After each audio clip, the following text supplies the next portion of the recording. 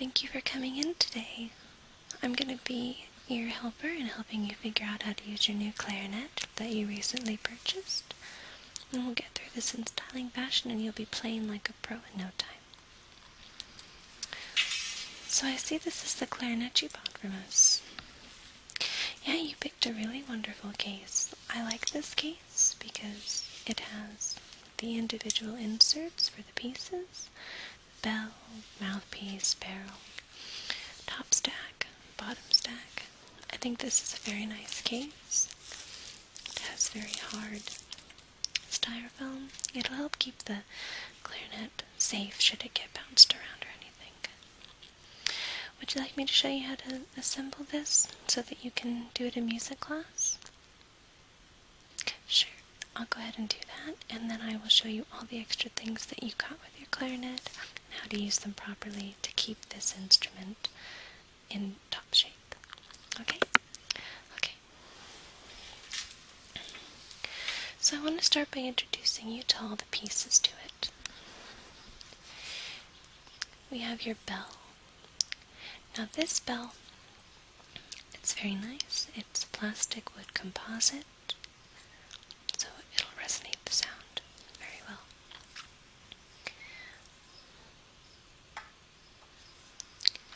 Okay, then we have your bottom stack, and this is where your right hand is going to go.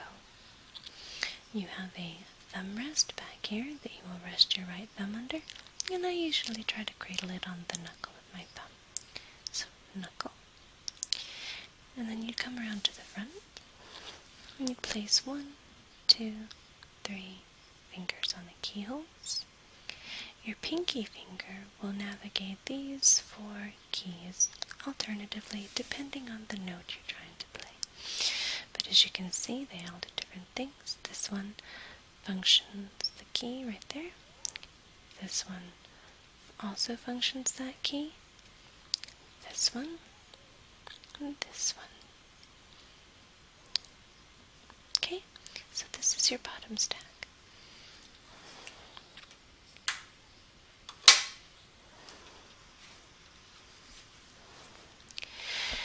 Now we have your top stack. So this is where your left hand will go.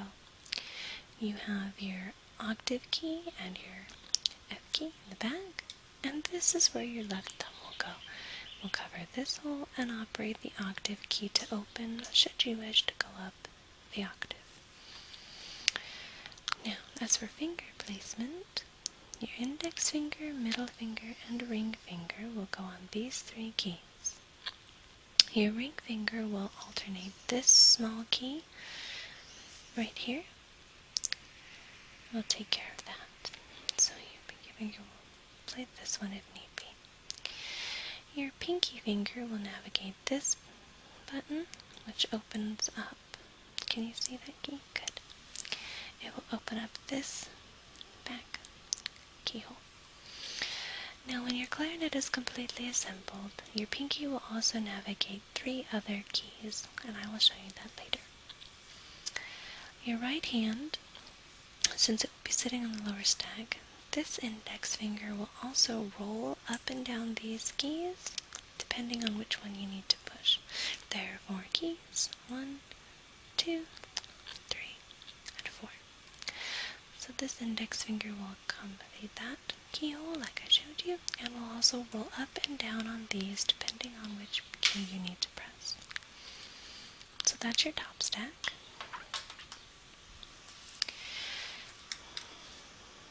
Then we have your barrel. This just is another piece of the clarinet. The barrel can be adjusted to be a little higher off the top stack or completely closed off to help with any flat or sharp pitches that might be coming out of your instrument when you play it. This is your mouthpiece. It's made of very hard plastic, although it will break, and they are rather expensive, so be very careful with them. There are a variety of mouthpieces available. This one is just one that the manufacturer sends out with the clarinet, but you can buy a multiple variety of different ones. I personally prefer a Van Doren B45. They're very nice So this cap back here, you'll have a reed that covers this, and you'll play through it. You'll also have a ligature that holds it all, which I will show you in a minute. So now I'm going to move on to assembly of your instrument. I'll show you how to put it together. As you can see, we have this cork, and it's around this, the bottom of your bottom stack, both ends of the top stack, you can see. It's also around your mouthpiece. So what I'm going to do is show you how to assemble this. So we have your bell, and this attaches to the bottom end of your bottom stack. So think B, B, B, bell, bottom, bottom stack. And it assembles like that. Then we have your top stack, which slides in just like that. Okay. Your barrel, the wider end goes on the top of the top stack. And we have your mouthpiece, which slides in to the smaller end of the barrel. Now you want to line it up so that the opening of your mouthpiece, right here, is in line with the octave key and the F key. So when totally assembled, your instrument should look something like this. Okay? Your bottom hand will go here, your top hand will go here. Set that down. Now in order to play your instrument, you're going to need a few things called reeds. And I have a selection for you to choose from.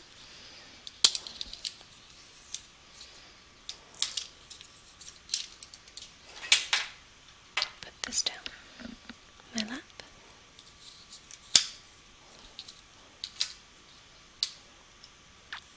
So these are reeds. You'll need them to play your clarinet. You don't necessarily have to have all these different kinds, but you'll find a preference for one. So the first one I'm going to show you is a Van Doren reed. And they are made in Paris, France. They're a very nice reed. This is what it looks like. It's been shaved down. It's very thin, as you can see. Very, very thin. It starts wide at the bottom and gets thinner as you run up the reed to the point where it's almost paper thin at the top. Can you see? On the back it has the name. Now, reeds come in different sizes, usually starting at a 2 and working all the way up to a 4 or a 5, depending on the reed manufacturer. This one, personally, is good for beginners. It's a Van Doren 2.5, and the number simply refers to the hardness and the thickness of the reed. So what you would do is you need to get the reed wet. So what you need to do is take the bottom end of this reed, place it in your mouth, and soak it with your saliva. This will help lubricate the reed, and you want to start with the bottom first because the moisture from your mouth will spread from the bottom of the reed all the way up to the top. Just right there. Okay? So after you do that, and if it's a new reed, give it a few minutes in your mouth. Set that down for a minute. You have this ligature, which we use to hold the reed into place. There are different types of ligatures all around. They have metal ones. I prefer this leather one. It's just a much better quality. So you take this ligature, this one, and they all assemble differently on the mouthpiece. Again, I like this one because it's leather, and this leather band goes across the entire back of the reed, and since there's only one screw, it keeps even pressure over the reed. Some ligatures have 2 screws, and unfortunately what that does is causes pressure in 2 points instead of one continuous point, which can affect the way that the reed vibrates. So we're going to go ahead and just slide this on like this. You can see the screw in the front across the name of the mouthpiece, and just this leather band in the back. Now, let's say you've soaked your reed in your mouth for a few minutes. The thin end goes up here on top of the mouthpiece where the opening is, because when you put the mouthpiece in your mouth and you blow air through it, the air that you blow out will go through the small space between the reed and the mouthpiece, causing the reed to vibrate back and forth, which will produce the resonating sound. So we're just going to slide the reed in. Be very careful not to break it, it's fragile. And when you put the reed on, you want to tighten this up. I'm going to take the barrel off so that I can just show you this mouthpiece first.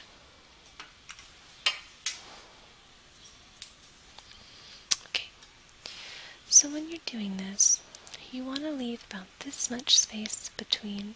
You don't want this ligature to sit across the bottom of the reed. Okay? Yeah, no, that's okay if you have, but from now on I would start leaving about that much space in between the bottom of the reed and the bottom of the ligature. Because if you put it too low, it affects the way the reed vibrates. Now, when you turn this around, see how you can see that ridge of the wood on the other side of the black? You don't really want to see that. So I'm going to loosen this screw again, and I'm going to slide the reed down just a little bit.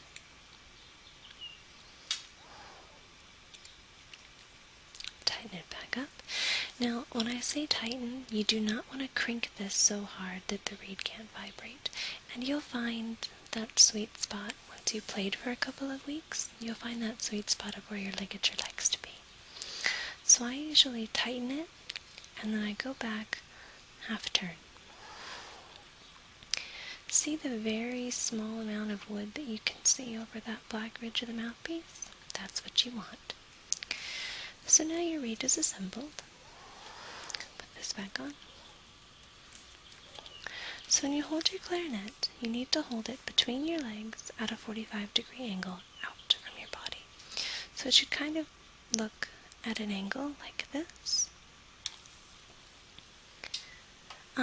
Yes, your music teacher will cover more of that with you when you start.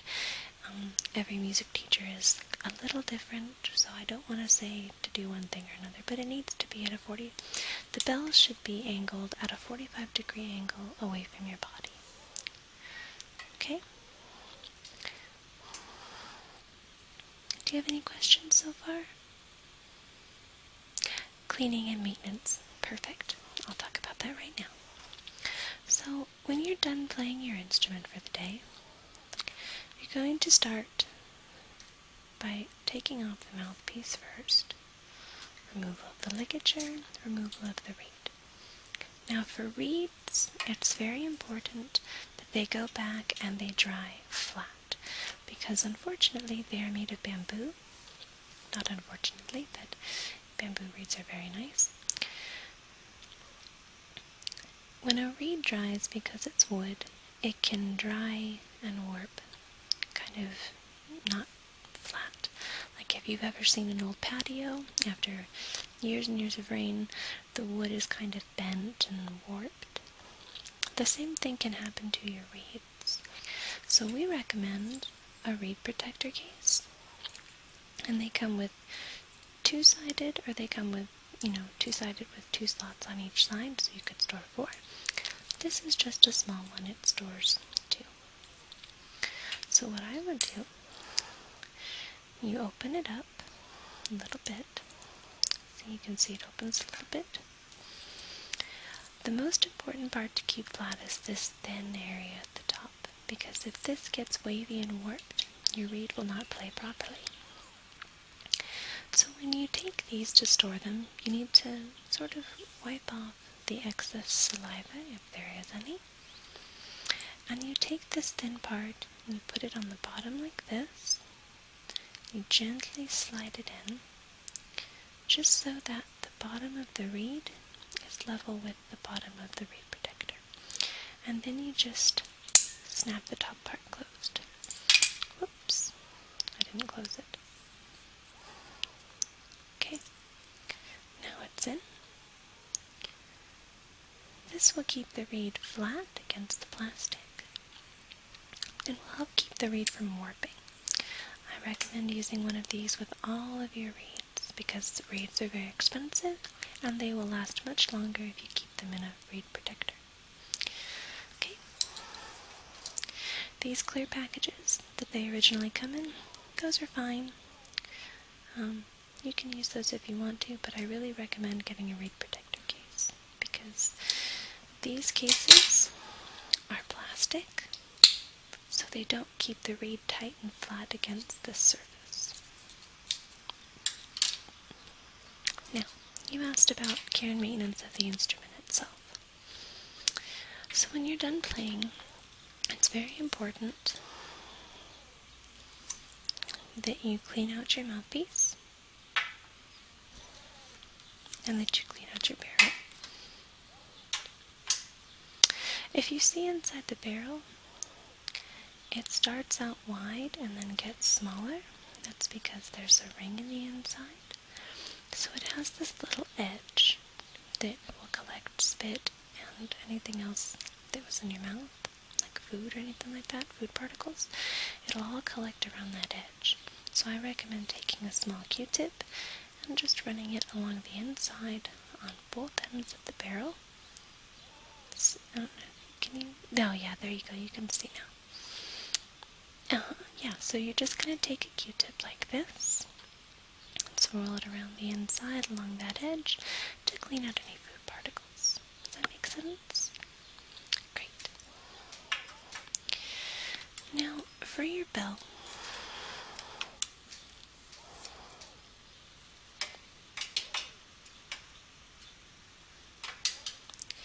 your bell also has the same type of ridge, although it's not as susceptible to all the food particles like the barrel is because of how much farther down the instrument it is. But you should still take a Q-tip and clean that edge as well, just to keep it clean. Now, as far as cleaning the inside of the longer tubes, I recommend a saliva cleaner. They look like this. They have a piece of cloth. This is kind of a fancy one. They have a piece of cloth on the end. It's just a little cloth tied to a string. In this case, mine's a piece of silk. It's kind of expensive. And they have a little weight at the end. And all you're going to do is drop the weight through the instrument so that it comes out the end. And you're going to gently and slowly pull that cloth through the instrument. Just like that. It will absorb any moisture that was in the instrument, as well as cleaning out any little particles. So you'll run that through the bottom stack, and you'll also run that through your top stack. You can run it through your mouthpiece and your barrel as well, but you don't have to. But you should keep the mouthpiece clean, because on the side of the mouthpiece, it's hollow, and so that will also collect food particles. But you can also use a Q-tip to clean that through as well. Well, if you have any questions, you can always refer to our customer service line. I want to thank you for coming in. Really appreciate you taking the time to learn this instrument and become friends with it. I also play this instrument. Yes, I love it. I've played it for a very long time. It's very rewarding. It can be a little difficult to learn at first, but the outcome is wonderful. It produces a beautiful tune. You can play very beautiful music on it. So again, thank you for coming in. I hope you enjoy your instrument, and we'll see you back in the music studio very soon. Thank you.